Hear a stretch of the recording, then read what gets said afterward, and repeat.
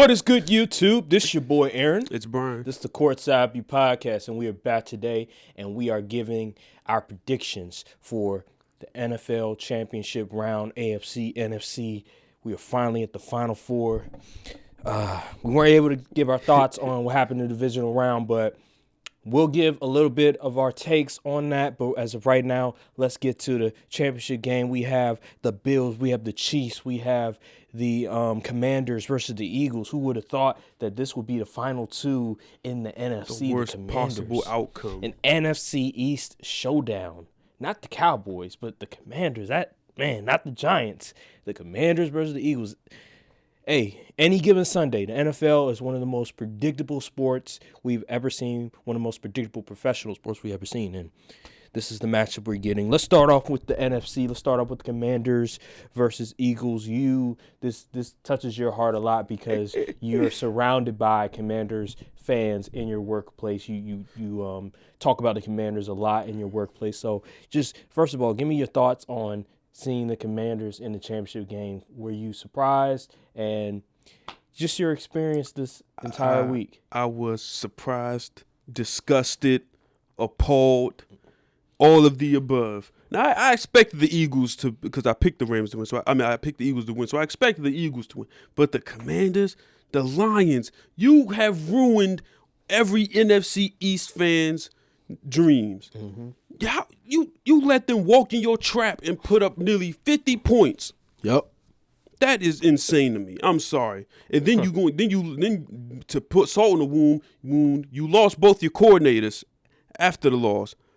Listen, I don't know how Dan Campbell going to figure this out. Man, he lost some other assistant coaches as well. I don't know how they're going to figure this out, but hey, man, but let's get back to the game. This week it's been tough. It's been tough because they all excited and celebrating to go to the championship game, and I'm over here looking at my phone, seeing that the Cowboys is about to hire Brian Schottenheimer. So I have nothing good to look forward to when it comes to football. They having all the fun. I feel like the meme with Squidward's looking at SpongeBob and Patrick play outside and he's just standing at the window. That's how I feel like. It's not a good feeling. But you know what? At the end of the day going in. Mm-hmm. And at the end of the day, I need Bane to come out on the field Sunday and do what he did on The Dark Knight Rises. That is the only way this is only acceptable outcome. Well, that's not going to happen. So you better never say never. You better deal with either choosing who you want in the Super Bowl, the Eagles or the Commanders, or just don't watch it all. I could not watch. Yeah, you could not watch, literally. But I'm going to watch. Yeah, you're going to watch because you love football, you love the NFL, and that's just who you are. Yes. So, and then you also, you do a job where you talk about the Commanders. So you have to do it. You have to be aware. Yeah. But yeah, just talk about just Jayden Daniels. We've been on the Jayden Daniels hype train ever since he got drafted. The Commanders, we said, I acknowledged at least that he's the most ready out of at least Drake May when we're comparing him, Drake May and Bo Nix. Caleb Williams is a different story, but I said that Jayden Daniels is the most beloved prospect in the draft coming out. I remember Dan Orlovsky, all these other former QBs, these NFL analysts saying that Jayden Daniels, he's the number one QB in the draft. He should be the number one quarterback to get drafted. And so far, he looks like it. So far, he's playing that way. He's doing unprecedented things. Do you think that Jayden Daniels is the greatest rookie quarterback we've ever seen? As far as the fact that he took a team that had, 3 wins, 3, 4, I don't know how many wins they had. They got enough wins to get the second overall pick and he's carrying them to an NFC Championship game. There's an argument there. But in my opinion, I feel like Andrew Luck had the better rookie season. Strictly from a numbers perspective, Andrew Luck did. Because at least, here's the thing. The Colts, we all know Jim Irsay. The Colts, who did they really have? At least, here's the thing. The Commanders, they at least say, okay, we're going to bring in these dudes, right? And not only are we going to bring these dudes in, we're going to go out and get free agents. They got the Frankie Louvers. They got Dorrance Armstrong, Dante Fowler, Tyler Biotish, other dudes, and they making it work. They are actively trying to win. And Dan Quinn said this ain't a rebuild, it's a recalibration. And they operated in the offseason as such, and they went out and acquired talent. The Colts, Andrew Luck just had to cook with what he had in the kitchen already. They ain't go to the grocery store and pick up new stuff. And he was still able to produce that kind of season and get them to the playoffs as well. You know RG3 won Rookie of the Year that season, right? I mean, that was hype. And you know Russell Wilson also took a team to the playoffs that wasn't in the playoffs previously and won a playoff round. And you're going Andrew Luck over Jayden Daniels as the greatest rookie quarterback season. Really? Now it will be undisputable if they win Sunday. Really? It's Sunday, not undisputable now? Listen. Jayden Daniels has better numbers than Andrew Luck. He does. From the rushing yards to the touchdown to interception ratio, like it's not even close. Andrew Luck threw like 18 picks his rookie year. What you mean? We seen the film. What you mean we saw the tape? We saw what Andrew Luck was doing on that field. Not his second year and beyond. I'm talking about his rookie year. Yes, as a rookie, it was impressive, but greatest over Jayden Daniels? Are you sure? He was special. Are you sure? He was special. He wasn't as special as Jayden Daniels. No, he was not, bro. No, he was not. Come on, bro. I know you're a Cowboys fan. You don't want to give so much credit to Commanders. You don't want to give so much credit to the players on the Commanders because then you'll look bad as a Cowboys fan. No, I understand. I get it. You're around Commanders fans, but let's be real. Jayden Daniels, what he's doing is more impressive. It is. The Commanders literally had the second pick the previous season. Now, obviously, the talent, you could argue, they're a little bit better than the Colts. I'll give you credit on that one. But nobody thought the Commanders were going to do something like this. This came out of nowhere. 12 wins, NFC Championship game against the Eagles. Some people are even picking them to win.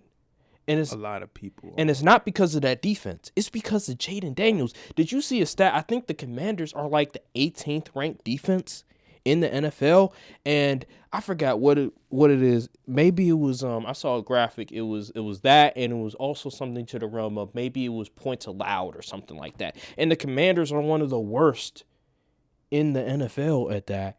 And Jayden Daniels still has them in the NFC Championship game. He's the number one reason why they're in the NFC Championship game. Normally, when you see rookie QBs get their team to a championship game, get their team to possibly even the Super Bowl, it's because of the defense. It's because they have so much talent around them. I mean, the defense did force like 5 turnovers. No doubt. But let's be honest. That team, what they were doing, that offense, they were just whooping feet. They were just stomping on the Lions every single drive. Because when you play the Lions, one thing you have to do, you have to score. Mm-hmm. You're going to know this is going to be a war of not only attrition, but you're going to have to like really produce points. You're going to have to really score points against this team. Remember what I said a week ago, literally a week ago. I said in order for the Commanders to win, what are they going to have to do? They're going to have to make Jared Goff uncomfortable in the pocket. They're going to have to force him to turn the ball over, and you're going to have to score points. And they literally did everything I said that they need to do to win. I didn't think they were going to be able to do it, but they did. And part of that is because of Jayden Daniels. He came out swinging. He came out firing. They were aggressive every single drive. I remember when they were up maybe, was it 2 scores? And I think it may have been 4th down. They went for it because they know that this Lions team, you have to be aggressive. You have to not only shoot them in the head, but you cannot walk away after you shoot them in the head. You got to make sure they're done. Mm. You ever seen an anime where a guy will, they'll shoot this guy and he'll fall. The person will look like they're dead and they just end up leaving. Mm-hmm. They don't make sure that they're done for good. That's what the Lions are. You got to make sure they're done for good. You gotta just incinerate them. You got to get them out of there. Get them extinct. Double tap. Yeah, make sure their body is just gone for good. Ashes and all. And the Commanders, what did they do? They did that. They literally did that, and that's because of Jayden Daniels, and then the defense also did their thing. Man, I just can't see how what Jayden Daniels doing isn't the greatest rookie quarterback season you have ever seen. Is this strictly because organizational, what do you have to overcome for the team? Like, yes, Jayden Daniels is the reason, a huge reason why they're in the position they are.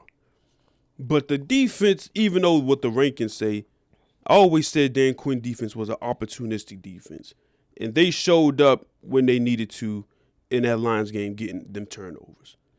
And even they showed up when they needed to in the Buccaneers game, even though you can say that's self-inflicted, but even though you still got to capitalize, still got to get on the ball when they fumble, still got to hold them on third and short at the goal line.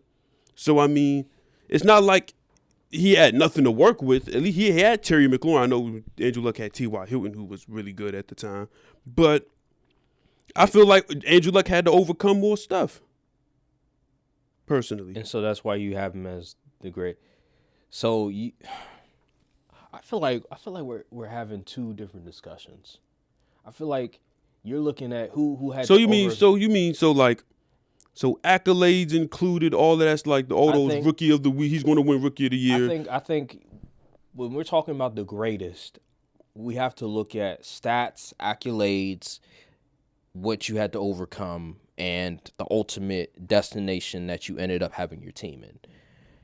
I look at Jayden Daniels and what he's been doing, and there's no doubt that this is probably the greatest rookie quarterback season we've ever seen. I thought last year maybe it was C.J. Stroud. But this year, what Jayden Daniels is doing, we've never seen before. I mean, we've seen rookie QBs make the NFC the championship like game. This? Like where this? It's because of his ability on offense that they're where they're at. It's not the defense. The defense, they did their part, but the offense was leading the way. Normally, the defense is leading the way. Mark Sanchez, the 1 year with the Jets. Russell Wilson with that running game and with the defense. Normally, it's that. Not in this case. Jayden Daniels is leading the way. That passing attack is leading the way. I just can't see how there's any other argument to be had. If you want to say who had to overcome more, then that's a different discussion. Andrew Luck wins that. But in terms of the totality of how we evaluate what is the greatest rookie quarterback season, no doubt it should be Jayden Daniels. And there's going to be a lot of old heads. What about Dan Marino? Well, Dan Marino, I think he only played maybe 6 or 7 games. He had like 20 touchdowns. He had single-digit interceptions. I don't know what his I don't know if he made – I don't think he made the Super Bowl that year. That was the next year. But I just don't see where there's another – good argument to be had that another QB had a better season, rookie quarterback season than Jayden Daniels, in my opinion. That's fair. I mean, Dak had an amazing rookie quarterback season, but I don't think it's better than this one. Dak was going crazy. He was, but he had that running game was really helping him out, and he was a game manager for the most part. Yes, he was. Stop it. Don't try to toe-to-toe with Aaron Rodgers at home. Oh, okay, yes, absolutely. I give him credit on that one. But for the totality of the season, for majority of the season, he was a game manager. Pull up my dog stats. He had no doubt. He had a good year. He had a great rookie season, no doubt. But he was still a game manager. That is propaganda. That's propaganda? We was watching the tape. We was watching the games. He was a game manager. He almost threw for 4,000 yards. He was still a game manager. At 23-4. What are you talking about? He was still a game. You said 23 and 4. 23 touchdowns for yes. 23 touchdowns? Is that not game manager-esque? For a rookie? Yeah, still a game manager. No. Bro, we was watching the games differently.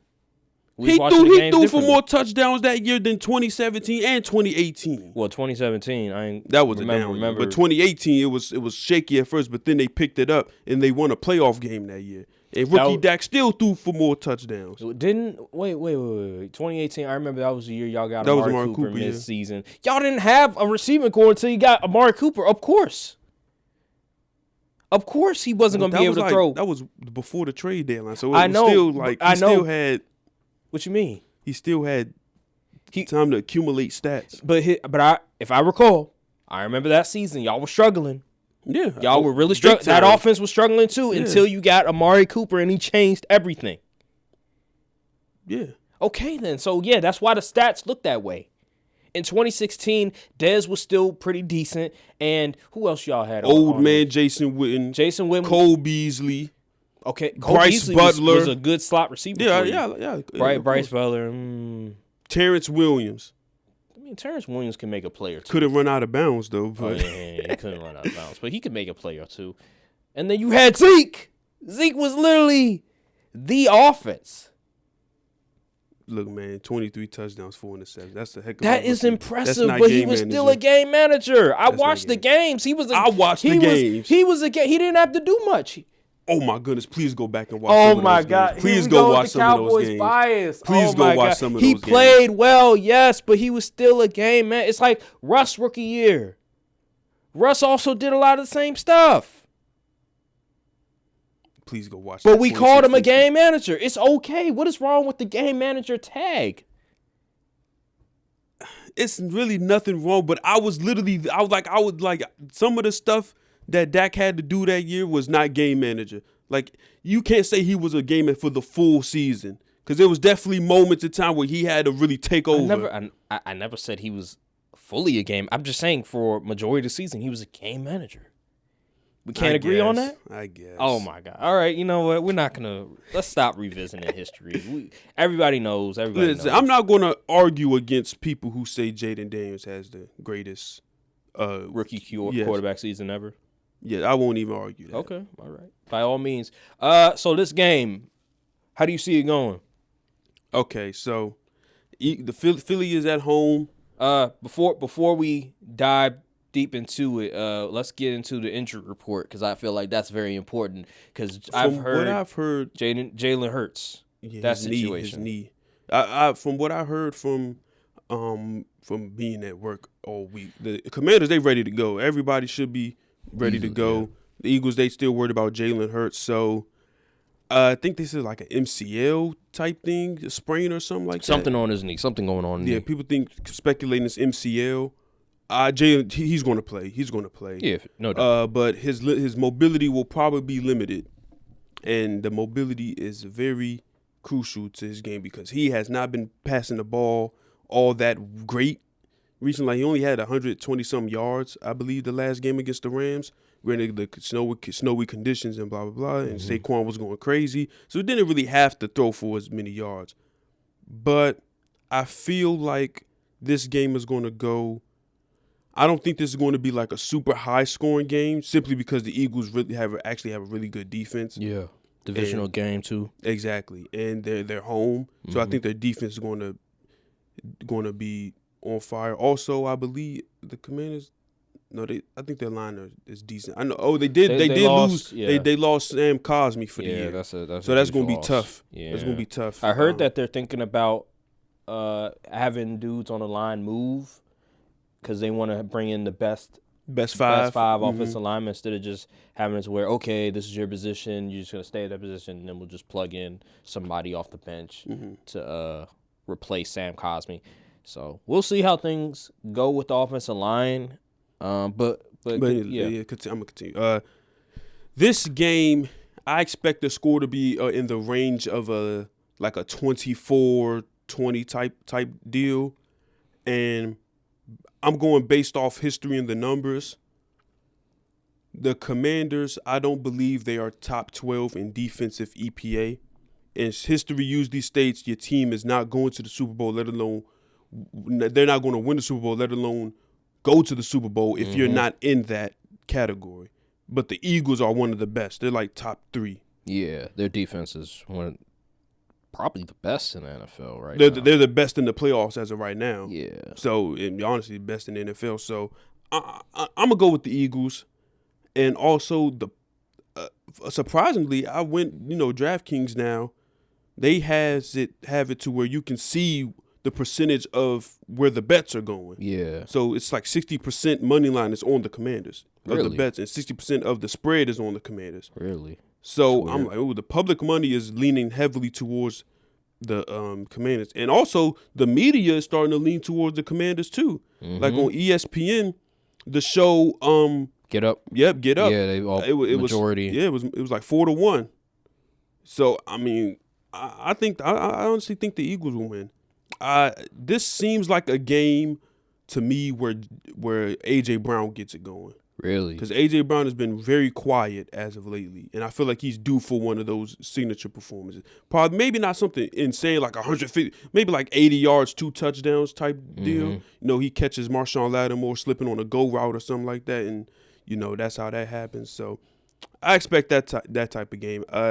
The key for the Commanders would be you have to stop Saquon Barkley, and you can't let them. He can't let him get 4 or 5. Like Jahmyr Gibbs was killing him last week. They really should have gave Jahmyr Gibbs the ball more instead of Travis Goff trying to throw the ball and turning it over and blah blah blah. Jalen Hurts isn't going to turn the ball over, in my opinion, because he's been playing relatively safe ball. Kellen Moore hasn't been asking him to do too much in the passing game. The route concepts are very simple that Kellen Moore is running. That's why the pass offense looks mediocre at times. Mm-hmm. But they'll lean on Saquon. The defenders on the D linemen for the Commanders, they have to play their gaps. They have to keep gap integrity. You cannot try to get upfield on the Eagles because Saquon is going to run 5 yards past you before he even gets touched. And Dan Quinn is notorious for having his dudes just run up the field to get pressure on the QB. And against the Eagles, that's a fight you're going to lose most of the time. So I'm not sure how the Commanders can stop the Eagles enough. And I'm not sure if the Commanders will be able to score as efficiently as they did against the Lions. Because Jalen Carter is a dude. Oh, yeah. He's a monster. Oh, we saw last game what happened. That dude single-handedly wrecked a whole drive. Literally. He literally won them the game. Yeah. And so this Jalen Carter, he's a freaking animal out there. And I'm mad that the league let him fall to the 9th pick. That is insane to me, but whatever. Cliff Kingsbury's going to have to call a phenomenal game on offense. And you really got to control the time of possession because Eagles like to run the football. Commanders are not good at running the football. And the Eagles are one of the best teams at stopping the run. Yeah, they're top 10. I will say you can exploit their defensive line when you're running the ball. But, again, like you said, they're not a good running team. Yeah. So that's the problem right there is that they're very – everything is on the shoulders of Jayden Daniels at the end of the day. It really honestly is. It really is. It's really going to be Jayden Daniels that bust out there because dude for dude, it's not even close. But the coaching, man. The coaching matters. Coaching matters in this. But I think Vic Fangio is going to have something up his sleeve. So you have the Eagles this game? Yeah, I got the Eagles. I say score will be like 24-20 Eagles. Gotcha. I don't want to. I hate it. It would be cool if the Commanders won because they would get some new people in the Super Bowl for once. But dang, I just feel like the Eagles they got better dudes. They got better dudes. I thought the same thing last week when they played the Lions. But again, like we knew the Lions defense was super injured. So when they lost, they injured. They Amik Robinson got hurt like first play of the game or something crazy like that. Right, and then when I mentioned how they could win the game, I knew it was going to be a competitive game. I just didn't think they were going to win. So this game, so you have the Eagles. One last point. Yeah, what were you going to say? When you play in the Eagles, you have to play 4 quarters of clean ball. Yeah. Can the offense sustain for 4 full quarters? I'm not sure. Well, they did because the Eagles will lean on you. That's the thing. The Lions, they couldn't really lean on them because they really couldn't. That defense couldn't really get a stop or anything. But the Eagles, they will lean on you, and they will force you to play some really good football all 4 quarters. I will say Quinyon Mitchell can be had at times. Yeah, absolutely. The corners can be had at times. Darius Slay can be had at times, but you got to be careful. Darius Slay had a really good game. He did. And I think one of the problems with that Rams game, Matthew Stafford, is that they kept trying to go at Darius Slay when they have a backup playing. Why not go to him? Yep. Why not try to attack him? So you have to pick your battles at times. And I feel like with the Rams, it seems at times they were forgetting, like, hey, here's a matchup that you should go to instead of trying to go to a veteran. And Sean McVay, he was calling foolishness in that red zone. I don't know what he was doing. He was. I forget. There was a play in the red zone that just, when he called it got negative yards. I forget what it was, but it was just a bad play, just a bad idea. And Matthew Stafford, it was unfortunate just seeing that game. I wanted them to win. I wanted the Rams to win, but the snow, Jalen Carter, Saquon stuff like had that. 2 crazy runs. Yeah, Puka Nacua, Cooper Kupp, they were making outstanding just catches. It was just like, oh my God, I wish the Packers had a receiver like that. But with the game, I'm just concerned with Jalen Hurts. Yeah, that's my thing. Yeah. This game, to me, doesn't even boil down to Jayden Daniels. It boils down to Jalen Hurts, in my opinion. What is he going to look like? Because you're saying all this stuff, the Eagles have better dudes, Vic Fangio has this, he does this. What is Jalen Hurts going to look like? Because Jalen Hurts, I don't care what anybody says, he hasn't played well. He hasn't. And he's not the fastest guy in the world. He's not the quickest guy in the world. He's not the most elusive guy in the world.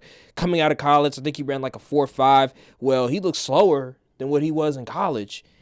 And right now, he's like slow. He looks slow, but he's like slow fast. Like he looks fast for a slow guy. Well, regardless, he's not Lamar Jackson. No, absolutely not. I just think, man, the offense, it just does. There's something about this offense. You mentioned before about Kellen Moore and how he wants the quarterbacks to play.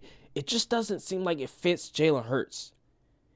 It just seems like there's something off about the offense, the passing game. And I mentioned this before the playoffs started. They were the 29th ranked passing attack. And the playoffs roll around, there's still problems. You mentioned A.J. Brown. I know the Commanders' corners are not the greatest. We all know that. But if Jalen Hurts is going to continue to play like this as a quarterback, just reluctantly not throwing the ball to A.J. Brown, having problems getting to his receivers, the Commanders have a shot.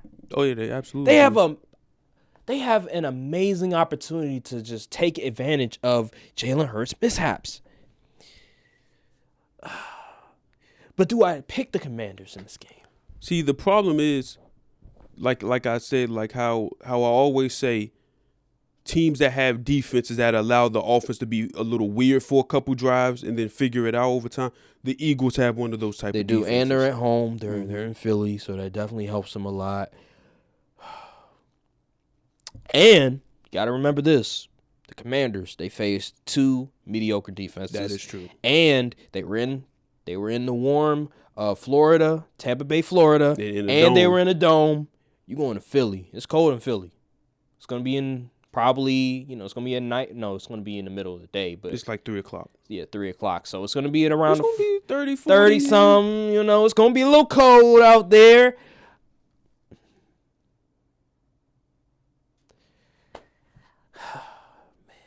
Man.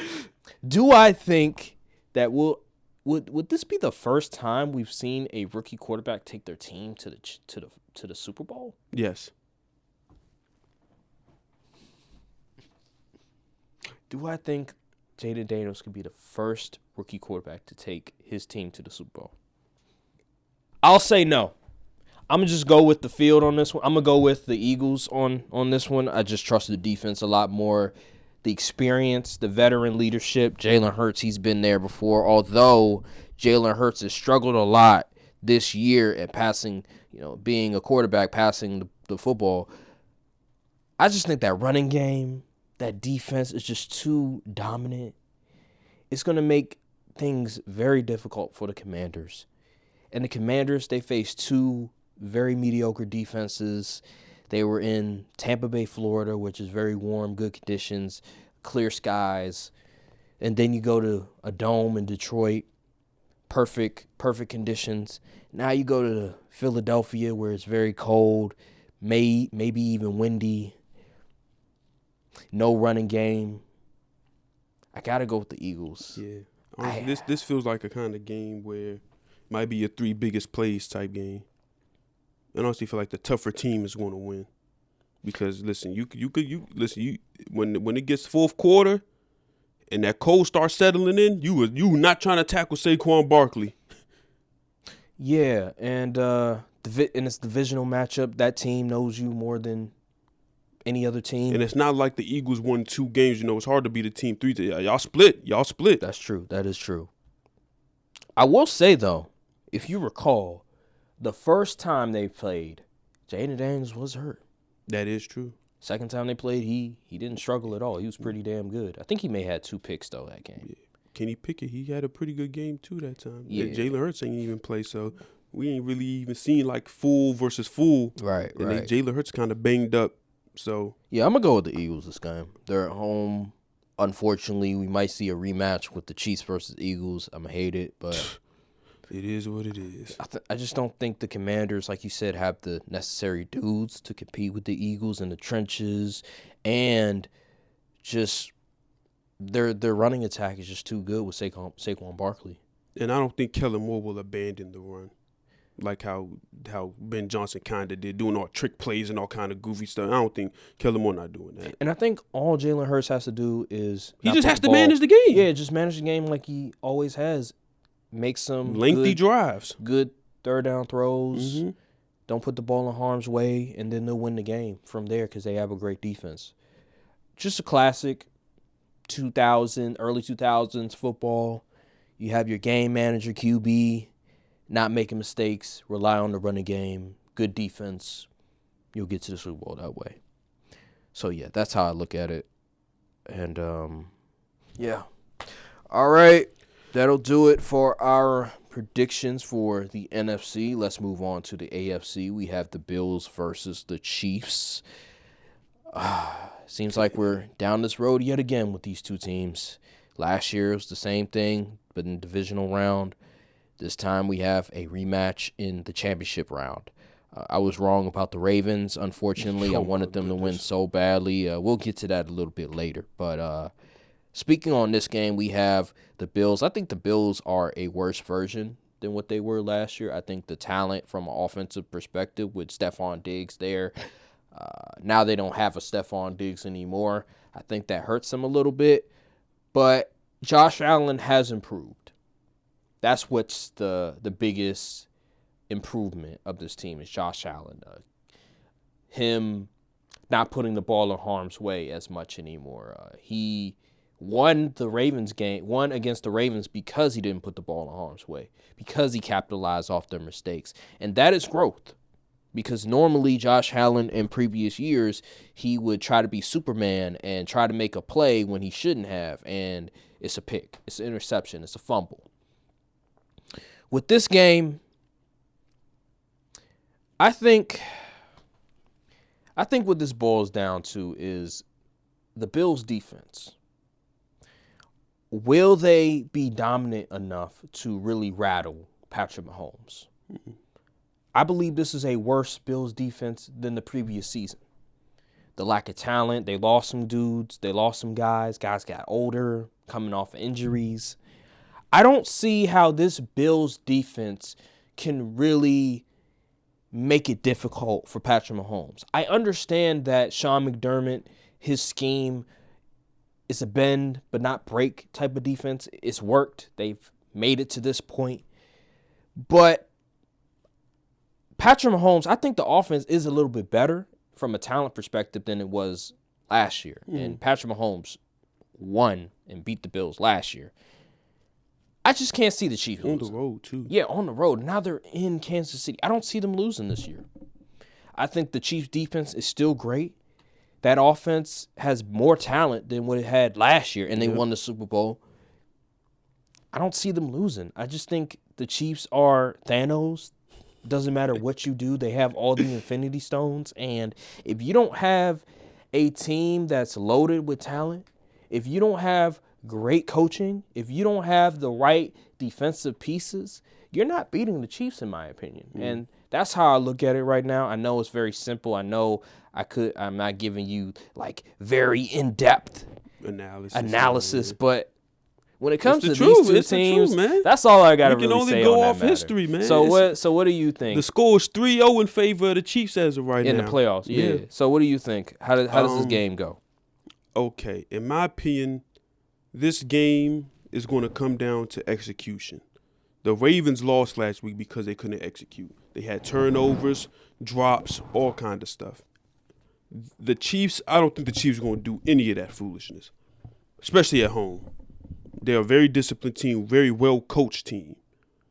The Bills, in my opinion, they skated. They skated last week. They were getting exposed. Yeah. If Mark Andrews, God bless Mark Andrews, but if he didn't fumble the ball and he didn't drop that pass, boy, Josh Allen would have been. And if Lamar wasn't turning the ball over. Yeah. Like it kind of felt like the Ravens lost that game more than the Bills like won it outright. Yeah.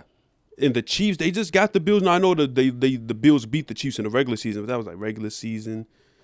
Stuff happens, but I'm gonna go with the Chiefs this game. Like you said, I pretty much agree with pretty much everything you just said as far as the defense, as far as the offensive weapons being better, and I feel like the Bills are a worse team defensively than they were last year. And I'm not sure if like Josh Allen.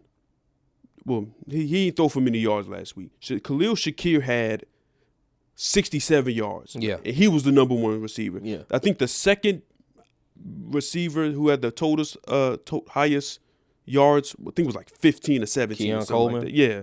Like, you can't beat the Chiefs with that.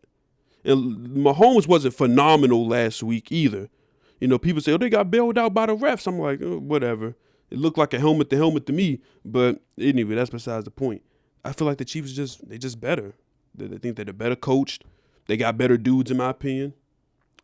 I'm not sure. Josh Allen's going to have to do something crazy in order to pull this one out, because I feel like the Chiefs, they already know what kind of game this is going to be, and I feel like they have the players to execute. We may see Xavier Worthy break off a 50-yard touchdown. Yeah, you never know. Honestly, I think the Bills are a worse version of the Chiefs. I feel like they're like the same, except one is just a better version of that formula. I look at the Bills. If they're going to win this game, one, James Cook is going to have to be great this game. The running game has to be good. And I think they're going to need to rattle Patrick Mahomes, force him to make a mistake, force him to throw the ball in harm's way, interception, fumble or something, and then capitalize off of that. If they don't do that, they're not going to win. You know who the Bills actually, they kind of remind me of the Broncos with a worse defense. Because Bo Nix, I'm not saying Bo Nix and Josh Allen nearly the same. I'm just saying the way that they game plan, like they relying on his Bo Nix athleticism. They're not trying to tell him to do too much with his arm. Like Josh Allen definitely taking a step back in these playoffs as far as gunslinging and all that stuff. He's really been not managing the game. Like he's done a lot on the ground with his playmaking ability. But he hasn't really he's not lighting up the scoreboard or anything like that. And they just, I don't know, man. I just don't see how the Bills win this one. It's definitely possible. I mean, the Chiefs only favorite 2.5 points, and you get 3 just for being a home team. But the Bills just haven't beat the Chiefs in the play. I can't trust them. I can't. It like you said with the Commanders versus Eagles game, it's going to come down to execution. It's going to come down to who's going to play the 4 quarters of football? Who's going to make the mistake? Who's going to make the biggest mistakes? And who's going to capitalize off those mistakes? Will it be the Chiefs or will it be the Bills? And recent history has shown Kansas City, it just seems like destiny. It just seems like the Chiefs are destined to get the 3-peat. The Bills done lost Taylor Rapp for the game. I don't know, man. I just think it feels like the Chiefs are destined to get 3-peat. Yeah. Be the first team to ever 3-peat in the NFL. Super Bowl calendar. If the Chiefs 3-peat, Pat Mahomes the GOAT. I don't care what people say. Brady, he's phenomenal, but he ain't never did this. And obviously, it feels like Pat Mahomes is going to win more rings, get more rings eventually. You said Brady's never done that, yeah. but Patrick Mahomes never gotten 7 rings. So he could. He'd have 4. Yeah, you're right. In his first 6 years in the league. That is great. But he still got like 12 more years. Remember, Brady had like 3 rings his first like 5 seasons in the league. I'm just saying, like, no, I get what you're saying. That's still great. Shit. And then he didn't win for the next 10 years. Yeah, that was crazy. Yeah, it was crazy. I'm gonna put Pat Mahomes like from ability wise and like accolade projection wise. I think he'd end up the GOAT regardless. Really, I'll put him at 2 because you still got. So in order for him to pass Brady, he would have to at least win 7 in your eyes. He would have to get probably 6. Okay, 6. Because 7 rings is just that's crazy, and then he broke so many records. I just think that you have to wait before we crown him as the king. The only knock people have on Pat Mahomes is that he couldn't beat Brady in the playoffs. Yeah. But, like, devil magic. But you're looking I mean, wait. But, I mean you see what he's doing now. Brady had to pass it along. He had to pass it along. Huh? I just look at the two, and football is more of a team sport than basketball. Yes, absolutely. So I understand people's argument to be made that it doesn't matter that Patrick Mahomes doesn't have more rings than Tom Brady because it's more of a team sport. It's like 53 guys instead of like 15 dudes in the NBA. So I understand that argument. But I still look at the fact that Brady beat Mahomes. It's going to take him to at least get to 6 for me to even say that Mahomes is better than Brady. Like right now, I could say easily Mahomes is better than Brady at his age. Or if we want to compare seasons, absolutely. But if we're talking about totality of the careers as of this moment, if Mahomes wins another Super Bowl, I can't put him over Brady. We have to respect the previous generation. We can't just automatically crown somebody when they did something unheard of when they were playing the game. So that's just how I feel about with Tom Brady and Patrick Mahomes debate. But we both agree Chiefs over Bills, championship game. So, yeah. I'm sick and tired of these Super Bowl repeats. Really? I mean, we don't really have much repeats. Well, actually, I take that back. It's Chiefs versus 49ers. Yeah, and now it's going to be Chiefs versus Eagles. That's because the Chiefs keep getting to the Super Bowl every single damn year. It's ridiculous. They're the freaking Patriots. They're the 90s Bulls. They're the Celtics. They're the Lakers. They the 90s Bills, except they actually win the Super Bowls. Right. That is true. The Bills made it like 4 times straight, in a row. And they lost all of that. Is insane. How do you do that? I wouldn't even want to be a fan no more. Man. I don't know how that's possible. All right, that'll do it for our predictions. We're going to move on to the next topics. Okay. So, moving on, we have some news regarding coaching hirings. Number 1, the biggest news of them all, the Cowboys. Your boy was Brian Schottenheimer, the son of... He ain't my boy. He's the son of, I think, Marty Schottenheimer? Yes. The legendary coach, Marty Schottenheimer. I think he coached the Chargers and the Chiefs. Yeah, man. How do you feel about your new head coach? Any thoughts? Okay. For him, I'm gonna try to be cool, calm, and collected when giving the analysis of his coaching ability. I don't think this is the type of move that people hate on paper, but it turns out to be not as bad as everybody expected to be, in my opinion. I believe in his ability to lead the locker room. Okay. Because the players, they like him. The way he talks, he gets on the podium. He's breaking down things throughout games. He's referencing plays and all kind of stuff in his interviews. And he can talk. So I think he'll be able to lead the locker room. My concerns come from what is he going to do as a play caller? And who is the staff he's going to hire? It's already been reported that Eberflus is going to more than likely be the defensive coordinator, which I don't necessarily hate. Eberflus can coach defense. I don't care what nobody. Head coach, and everybody can be a head coach, but he can coach some daggone defense.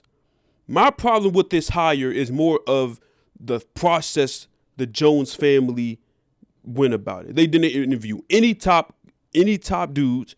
They didn't really look outside of familiarity with the organization. They waited way too long. And then it just seems like completely unpreparedness. And it just feels like they aren't serious about putting a championship roster on the field, a championship team on the field. That is my whole problem. The whole process was just trash. It was garbage. I don't know what they got going on in that front office, but a lot of fans are pissed. And they have every right to be. Because we see all these teams, Ben Johnson going to the Bears, even though the Bears are dysfunctional as any other team in the league, they still got the top candidate of the coaching cycle. The Jets, who's another dysfunctional organization, they got like the second. Aaron Glenn. Yeah, Aaron Glenn. Even the freaking Jaguars, they got Liam Cohen, who fielded a great offense with Baker and the Buccaneers. It just feels like we just get left with the scraps every single time this comes around. They interviewed 6 people. They wanted to get Kellen Moore. You know what happened? Kellen Moore said no. Oh, really? That's what happened? Yes. Kellen Moore said, Kellen Moore turned him down. I don't want to be a puppet. Yeah, he took the interview as a courtesy, but then he told him, nah. That says something. Wow, even Kellen Moore. That says something. Did work for them for how many years? And he was the quarterback for them, so he knows. Yeah. That says a lot about your organization. And this, listen, I'm about done, man. I ain't gonna lie. This is because it's like what nothing's going to change. Like, why am I going to get my hopes up and root for this team and nothing's going to change? I might as well just watch them like any other team in the NFL. That's just honestly how I feel about it. We're going to see how they operate this offseason. I'm expecting more of the same. I'm not expecting them to do anything outside of the status quo that they've established since the 90s or whatever. We're going to see how the staff hiring goes. It seems like they kind of behind schedule. These teams already got their staffs put together and everything. So, I mean, outside of like Jacksonville and the Saints. I don't know what the heck the Saints got going on. But anywho, that's a whole different story.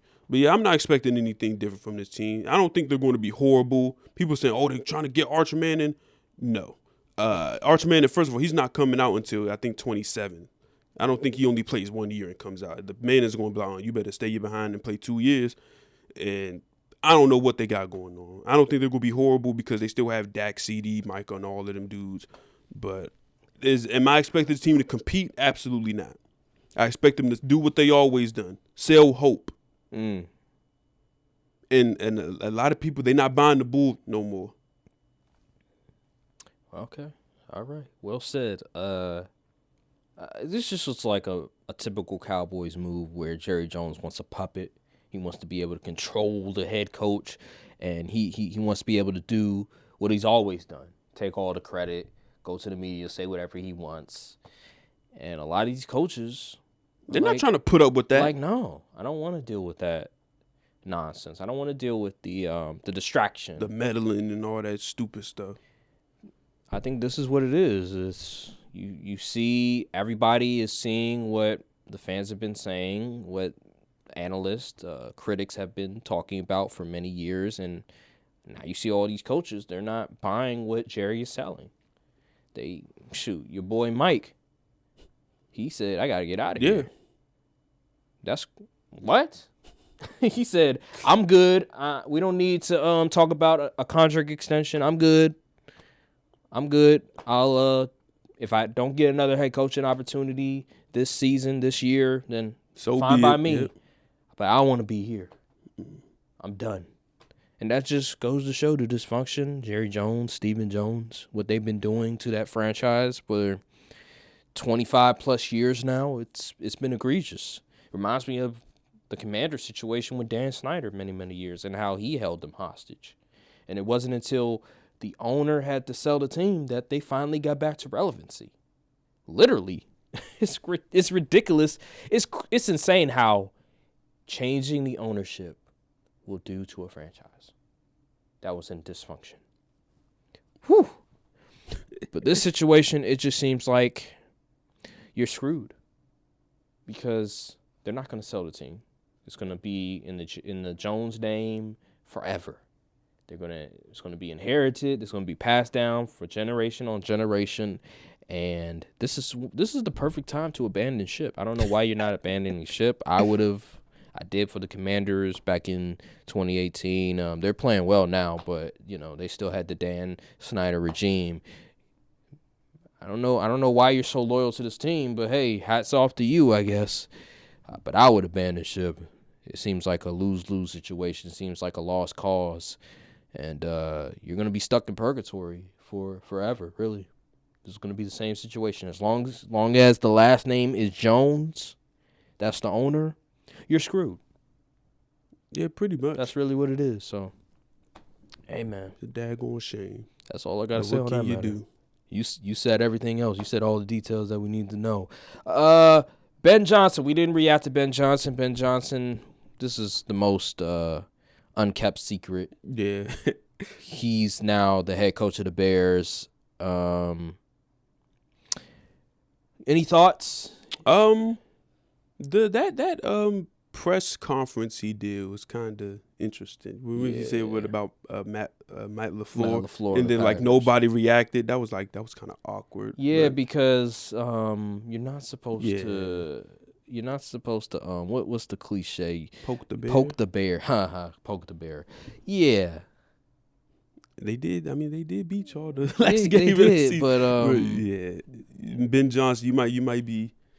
I mean, at least he ain't scared. At least he ain't scared. No doubt. He has the guts to say that. But the Packers for the past number of years have been whooping feet. Whooping feet. Yeah. But hey, I mean, I like the hire for the Bears. I mean, I feel like they needed a creative guy. Finally, an offensive-minded coach is stepping into the fray, and I think he'll do a good job with Caleb Williams' development. He'll as far as scheme wise. My thing is, are the Bears now on JT watch? Because I feel like Ben Johnson going to want to run the football, and Swift, he's a serviceable back. But a lead back, top lead back, I don't think so. So I'm like, I personally wouldn't, at the 9 slot, I would not draft JT. I would try to trade back or something. You need a lineman, offensive lineman. You need to build that offensive line. You got to get trenches. Yeah. And then also, like, they have a lot of really good running backs this draft. Oh yeah, you can also snag one of the like a Omarion Hampton in the second round, Travion Henderson, those type dudes. So I wouldn't personally take a running back at 9 like the Falcons took Bijan at like 8 or whatever they took him at. I would go trenches, but I think he hired all the staff is already hired, right? I thought I saw something. Maybe. Who knows? I do know that he's bringing some guys from the Lions over to the Bears. I think he'll be. I think he'll be able to establish a culture. Only thing that's yet to be seen is how he leads the locker room. Yeah, that's my thing. But people, from what I've heard, Lions fans says he be on their ass, and so we'll just have to see about that. I like the hire though. My thing is getting your guy. My concern with him. We've seen this before, where a hot, coaching, hiring, offensive-minded coach, they get to a team and they're great on the offensive side, but that defensive side reeks. Or they'll be good on the offensive side initially and then they get exposed. I'm talking about the Dolphins with Mike McDaniels. Will he be a Mike McDaniels? Like, Mike McDaniels, he's okay. He's a good coach. They make it to the playoffs. They made it to the playoffs the first 2 seasons. They didn't make it this year. But is he going to be a Mike McDaniels where initially we're like, man, this dude, he's so creative. His offensive scheme is just so innovative. And then year 3 rolls around and we're looking at him like, are you getting exposed? The team seems like they plateaued. Like, they haven't gotten better. They seem like the same team from last year. That's my concern with the Bears, but I do think Caleb Williams is a way more talented player than Tua Tagovailoa ever thought he could be. So there's that.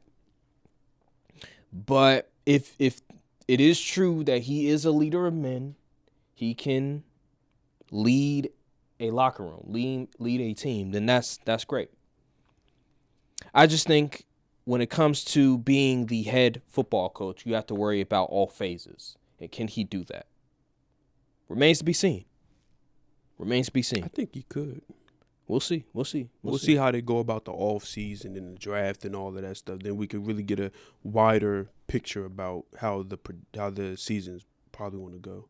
I still do have my concerns with him because of what happened with the Commander situation and how he backed out. They were coming to Detroit to talk to him. Mid-flight, he says, "Hey, I'm not coming." I do think that's a bit of a red flag, in my opinion. Yeah, but you could also say what Liam Cohen did was a red flag. No, that's a red flag too, no doubt about it. But I'm still a bit skeptical. But we'll see. I hope the worst for him. We'll see though. Oh. I hope the worst for him, but we'll see. We'll see. Biggest hater. You know, you call out my Packers, you call out my head coach. You know you're gonna get the smoke. So I like the attitude. You know what I'm saying? He sound like he's ready to compete out the gate. Oh yeah, for sure. But let me tell you, chill a little bit. Ryan Pohl saved his job. I said if they somehow messed up the Ben Johnson hire, he should be fired. Right. I'll say this, and I don't know where the heck the Raiders thing came from. It's because Tom. Because they said like Tom Brady, they had like a little virtual interview or something for 3 hours, and it led to nothing. So and then they ended up having to get Pete Carroll, which is that's another thing. That's another. We could segue into that. I don't hate the Raiders hiring Pete Carroll. Yes, he's old. Yes, you would rather have like a younger guy, you know. But I think Pete, he will do something. He will establish a culture. Okay. And I know he ain't got many years left coaching because he's really getting up there in age, you know. But I think he can establish a culture for this type of team. They're young, but as far as it depends who's going to hire as a staff. Because if he starts bringing in dudes that ain't really worth, it's going to be a disaster.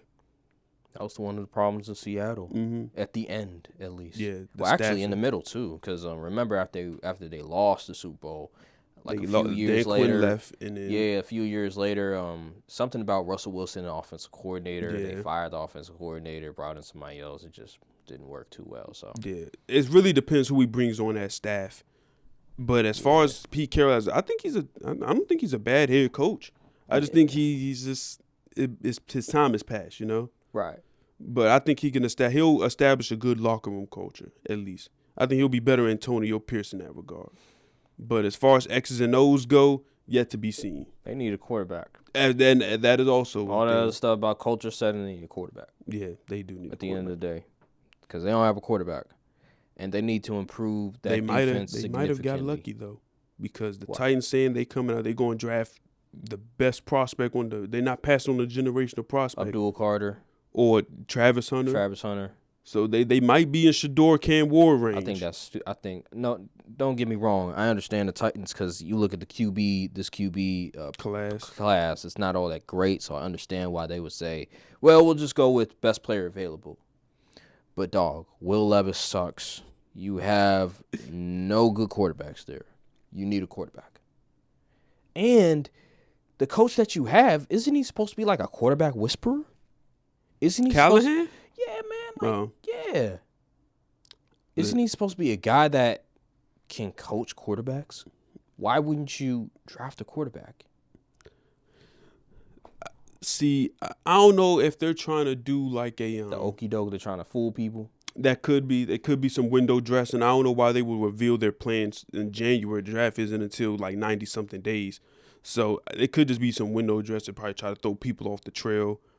But if you think about it, though, it kind of makes sense, but it don't make sense at the same. Because like at the end, okay, would you rather have a dude that you are surefire that's going to be a dude in the league, Abdul Carter, Travis Hunter, or would you rather take a risk on the guy that could be a guy? Yeah. Right, that's true. Yeah. Because like think about it, you take Travis Hunter, Shador Sanders, and he doesn't pan out. But Abdul Carter and Travis Hunter, they're flourishing on different teams. You're like, well, we technically filled the need, but we didn't get better. Mm-hmm. We could have had instant upgrades at these other positions, but we did what we were what everyone suggested we do and get our QB. That is true. But you also have to look what's happening with Jayden Daniels. Look what happening to all these other teams. And look what happened to Anthony Richardson. Anthony Richardson, yeah. Well, that's part of that is Anthony Richardson too. He just sucks. And he didn't start much in college. He started like 1 year and played like 13 games. Shedeur Sanders has years on his mark. Cam Ward has years. But you also have to assess are we ready to compete now? Would getting Shedeur Sanders really make us compete in the next 2 or so years? Well, we thought the same thing with the Commanders and the Texans. Are we ready to compete now? Are we going to pretend that Jayden Daniels and C.J. Stroud are anywhere near the same prospects as Shedeur and Cam Ward? It's like 2 tiers separating them as prospects. If you recall, I remember, hey, let's not forget C.J. Stroud. There were some people that were high on him, but then there was people like, well, I don't know anybody that didn't have him at QB2 at least. No, he was QB2, no doubt. But in terms of like as a prospect, I wasn't hearing like, oh my God, he's going to be the next great thing. They said he's good, but he was a better prospect than Shedeur. Oh yeah, no doubt. But as a prospect, when we're looking back to that year, let me put it into perspective. If Shedeur and Cam Ward came out last year, they would be probably behind Bo Nix. No. Well, I'm not talking about Jayden Daniels. I'm talking about C.J. Stroud around that time. Okay. Around that time, I was a believer in Stroud. I saw it. No doubt, but it wasn't like people was like going above and beyond. Oh my God, he's gonna be one of the greatest QBs we've ever seen. Nah, he's gonna be a top 5 QB when he gets in the league. No, nobody was really saying that. There was maybe people that say he's going to be really good in the league. People not even really saying that about these QBs, though. That is true. Like people like Cam Ward is really starting to rise up people's board as the QB1 because he just has the talent. Yeah, he has the talent. But he has accuracy issues at times, and he has decision-making issues. I do also hear about his throwing motion being a question mark as well, because it's something about his throwing motion that maybe it's late. When he throws, it's not like a quick release. I actually have heard about that, and you could low-key kind of see it on film. Yeah, cause I remember it was like a game, and when he was throwing the football, like a defender could, you know how like defenders in the NFL like really fast. Oh yeah, and react really quickly, and the way that he throws, like defenders, they could break that off real quickly because of his throwing motion. While with Shedeur has a quick release. Like he is a very fluid, a very quick release. It's not, he doesn't have the greatest arm, but it's productive enough. It's efficient enough. Serviceable, yeah. So I get why Cam Ward would be rated higher though. We done went all type of off track. I know. But it's like part of the conversation with the Titans though. Yeah. But so I mean it's just like that. It's just like, would you take the risk on getting the surefire prospect or try to gamble a little bit and get the QB that the best QB in the class, but you're not sure whether this dude is going to be a real dude in the league. So it'd be like, remember when the Browns years ago they drafted like Myles Garrett and their team was just god awful. Yeah, they looked at it like, well, Myles Garrett is clearly the best player in the draft, and it turned out to be that way. Probably I forget what year that was, 2016, 2017. But yeah, Myles Garrett, he's a future Hall of Famer. He has over 100 sacks. If they say, hey, Abdul Carter could reach those heights, then by all means, go right ahead. But we've seen in recent memory drafting a quarterback, the best quarterback in the draft, and they turn around the franchise very quickly if you have the right coaching around them. But the thing is, I don't really get those kind of vibes from these QBs this class. Okay. Well, I mean, I didn't get that vibe from C.J. Stroud. That he could just turn around a franchise that quickly. I mean, that's why it was so shocking. That's why it was so impressive when we saw him do it. That is true. But yeah, I mean, I seen it with last year's class. I seen it with the year. At least they had Bryce Young that year. You know, he was my QB1. Actually, no, I would say I was kind of flip flopping between the two. But this year, I don't see it with these two dudes. But who knows? Anything can happen. Right. I mean, they ain't no chopped liver or nothing, but you know, they ain't no Malik Willis in that QB class. No. But I don't know. I just feel like Travis Hunter and Abdul Carter would be too good. Day one upgrades for surefire upgrades. You won't even have any questions about them dudes. But then you also have to look at the next year's QB class. You say, oh, Arch Manning. Are we sure Arch Manning's I don't think he's coming out. Even, okay, so Drew erase Aller, Arch Manning. Drew Aller, he's a project, not all that fluid. Jackson Dart, is he coming out this year or next year? I don't know. Maybe this year. You know? You have to think about those things. Yeah. All right. Let's I don't want to. Oh, last coaching, I think the Jets, Aaron Glenn. Yeah, Aaron Glenn. I mean, I don't know what their affinity for defensive minded coaches are, but the staff he put together is kind of too. It's like pretty much the same with Robert Saleh. It's like you bring in a guy that great defensive mind. You think he's a leader of men, and Aaron Glenn, he's definitely a leader of men. And then the coaching staff isn't all that great. Yeah. So I think he'll do better though. I don't know. But the Jets got to find out what they're gonna do at QB. Oh yeah, because there's still a question mark about Aaron Rodgers. Is he gonna return? I wouldn't even want Aaron Rodgers back. Let's just cut it. He's not going to make this team a contender. Let's just cut our losses. I would. Start from the bottom. Yeah. Don't want to upset Garrett Wilson. Trade Devontae Adams to the Packers, and there you go. Oh, Lord. Here you go. We're going to trade Malik Willis. Stockpile picks. Do something. Yeah, stockpile some picks. Try to trade up to get a QB or something like that. Do something. Yeah. Hey, bring back Sam Darnold. Do something. That is an option. That is an option. Do something. I think the Vikings might franchise him. But yeah, man. All right, that'll do it on all the news regarding head coaches being hired for teams. So our last topic, we weren't able to react to the divisional round. So I want to get to our conversation about Lamar Jackson. You know, Lamar Jackson is well known, the criticism about him not getting over the hump, not getting to the Super Bowl, not winning a Super Bowl, losing to Josh Allen, losing to Lamar, losing to Patrick Mahomes every single year. Well, he lost to Josh Allen again, and this time it wasn't totally his fault, you could say. Yeah, I could agree with that. He actually showed up when they needed him the most. In previous seasons, it was always, he couldn't get it done. He couldn't move the ball. He wasn't utilizing his legs. Well, this game, he was utilizing his legs. He was throwing from the pocket effectively. He was being a game changer. But those 2 turnovers in the first half did hurt them. I think they were able to capitalize off of 10 points from those turnovers. And that hurt them. They had to come back. They had to come back from behind over double digits. They nearly was able to do it, but Mark Andrews, the fumble, and then the drop pass. Well, the 2-point conversion. Just looking at Lamar Jackson and just the criticism following the loss, where are you on this?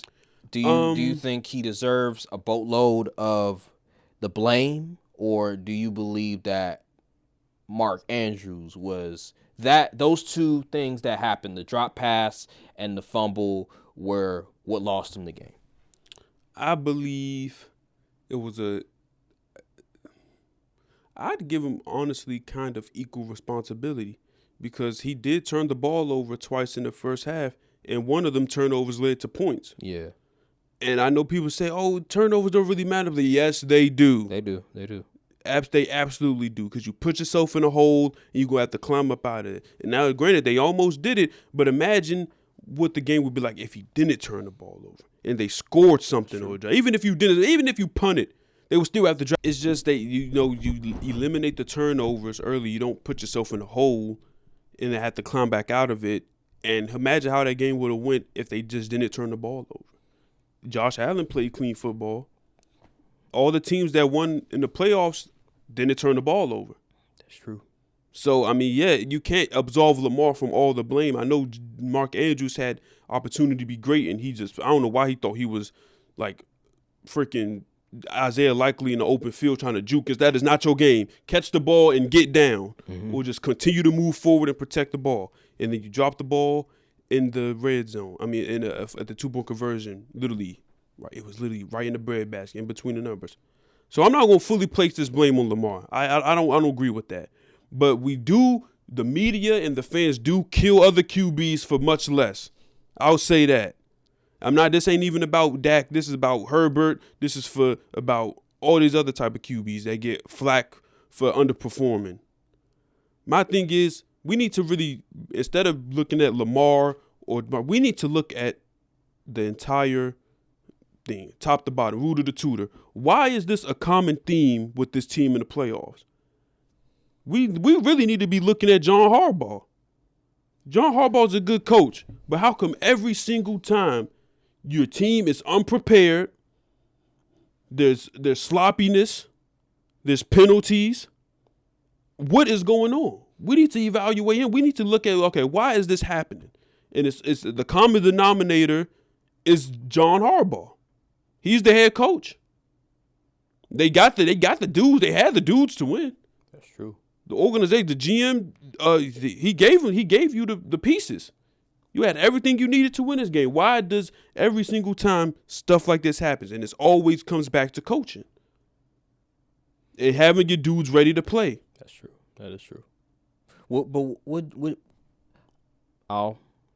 In his defense, I will say he has changed coaches, tried to fix things, which he's done. Todd Monken did a good job. Yeah. But you're right. It seems like it's too little, too late a lot of times, where he'll make a mistake, it ends up costing him, and then when it's too little, too late, he'll be like, "All right, next season, I'll change the coaching." Yeah, but you've made the same mistake for the past 3 years with Greg Roman. Now you want to change when you saw what was occurring for the past, not even just 1 year, 2 years. Why did you wait an extra year before finally cutting them loose? Like, he waits way too long before finally realizing, you know what? Let's try something different. And then when he tries something different, the first year they have Todd Monken, who was great for them. They get to the playoffs against the Chiefs. They go away with what makes them great. Yep. And that's the problem with the Ravens. It just seems like every single year is always something. It's either John Harbaugh, he just keeps his coaches way too long and doesn't try to change something up, or he hires the right coaches, they get to the playoffs, they face a great team like the Chiefs, and they go away from what got them there. And that's the problem. I agree with you on John Harbaugh in that sense. But this game, I don't look at John Harbaugh as the person we should give a lot of blame towards, because I believe this boiled down to Lamar Jackson fumbling the football, turning the ball over, and then you look at Mark Andrews and what he did. I believe John Harbaugh did a good enough job as a coach. If those situations never happened, they probably win the game.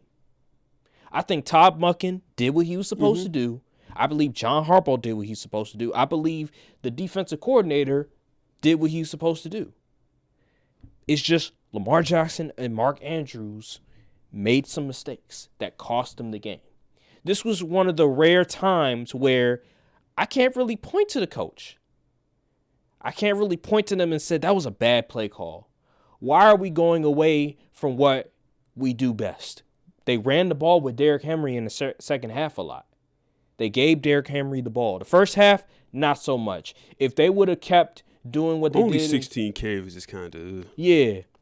If they would have kept not giving the ball to Derrick Henry in the second half, then I would be like, all right, John Harbaugh, what's going on? But they gave him the ball. They went with what they have been doing the past year, the past season. And it worked. It's just Lamar and Mark Andrews cost them that game. The defense was making plays. Guys were, remember that, I think it was the third down play where it was at the end of the game or something, around the end of the game, and the Ravens were able to get the ball back, and then Mark Andrews happened. I remember the defense made a stop. Yeah, they did. So the defense was playing well at the end of the game. They were being clutch when they needed to. They were able to get a stop when they needed to. It's just turnovers. Turnovers with your best players. Is that coaching? Maybe so. Maybe John Harbaugh should have prepared Lamar more. Should have put it in his head like, hey, don't listen. If there's not a play to be made, get down, take the sack, punt the ball. We're going to make sure that you do not put the ball in harm's way. Make sure that you're not the reason that we lose this game. Maybe he should have said that to Lamar. I don't know if he said it or not, but it just felt like that was not the case. Okay, so as a coach, you need to let your players know that this is a game where you're not going to put the ball in harm's way no matter what. I know you're a great player, but in these situations, why we've lost every single playoff game in the past 5 years is because you put the ball in harm's way too much. If you need to be a game manager, be a game manager. Maybe that is something he should have done. Maybe that's something he should have told Lamar and that he didn't do. But besides that, I can't put this on John Harbaugh. I think it's Lamar and Mark Andrews, in my opinion. If those mistakes never happen, they win that game. Point blank, period. I mean, I agree. But again, eventually, if the common denominator, I get it. The track record. We gotta start shifting some eyes. No doubt. The track record points to John Harbaugh. This team always never gets it done. But when we just look at that singular game, I cannot blame John Harbaugh. That's fair. Besides maybe saying, well, you should have told them if you didn't tell Lamar this, hey, don't put the ball in harm's way. Tell him if you need to be a game manager, be a game manager, but do not turn the ball over. And it's wreaked this ugly head. I also want to point out this, that yes, Lamar's turnovers were costly, but when you turn the ball over matters too. Mark Andrews, what he did, that cost him the game. That was when the game was over. It wasn't the Lamar interception or the fumble, because we saw in that second half, they were moving the ball down the field. They were about to take the lead at one point. And because of the fumble and because of the drop pass, they lost the game.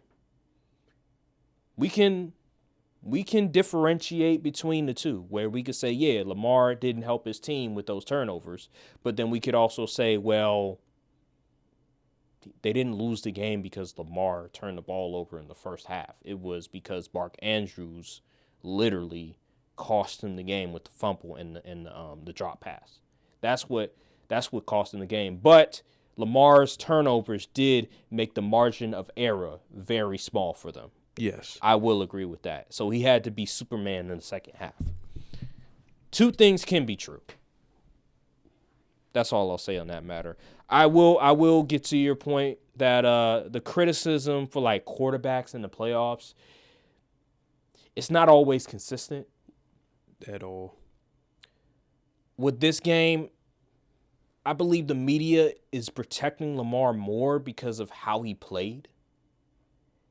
In recent years, Lamar just wasn't good in the biggest of games, but this game, you can't really point to him being the reason they lost. So that's why they're more protective of him, just how they were with Josh Allen last year. They could also be protecting that MVP vote they casted for him. That's true. That is true. I just want more consistency. I just want more consistency with the criticism. You mentioned Dak. That is true. He does get killed a lot in the playoffs. I just want more consistency with the criticism. And I'm glad that the media wasn't going crazy with the Lamar hate like they normally do. But there's a lack of consistency with criticism with these quarterbacks. So I just wanted to say that. That'll do it for the NFL. You were right about Ohio State. You called it from the beginning. You said you had them winning it all. They won it all in convincing fashion. We all knew this was going to happen. I knew when the matchup came out that it's Notre Dame versus Ohio State. I was like, Ohio State going to run away with this.